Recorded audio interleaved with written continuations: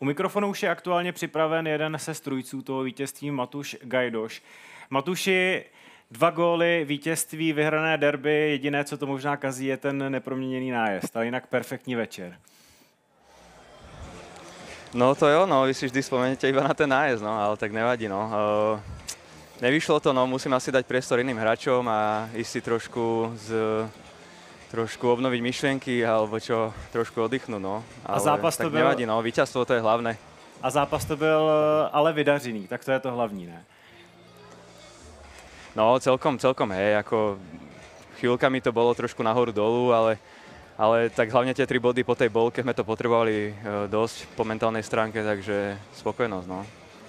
Matuši, ahoj. Nejdřív mě zajímá to poslední, co se tam stalo na ploše. Viděli jsme tam nějakou roztržku ještě tvojí s fanoušky, jenom řekni nám, o co šlo.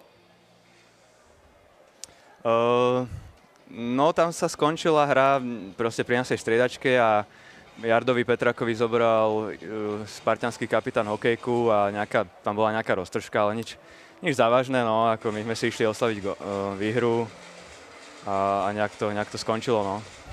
No a pak mě zajímá, protože vy jste známí tím i samozřejmě Michal Jedlička svým kritickým pohledem na ty výkony a to hodnocení je hodně náročný, tak co si vzít pozitivního z toho výkonu, kromě těch 3 bodů? Na čem to postavit dál?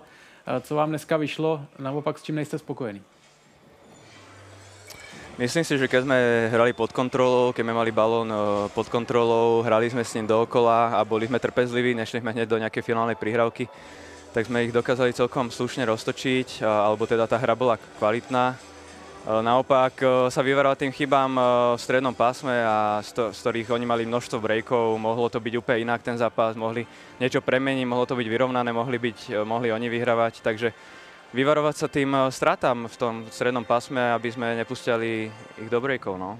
V podstate proti každému superovi to tak je, no. Matuši, díky a hodně štěstí do další fáze sezóny a gratulace k vítězství. Díky moc, pekný večer ešte prajem.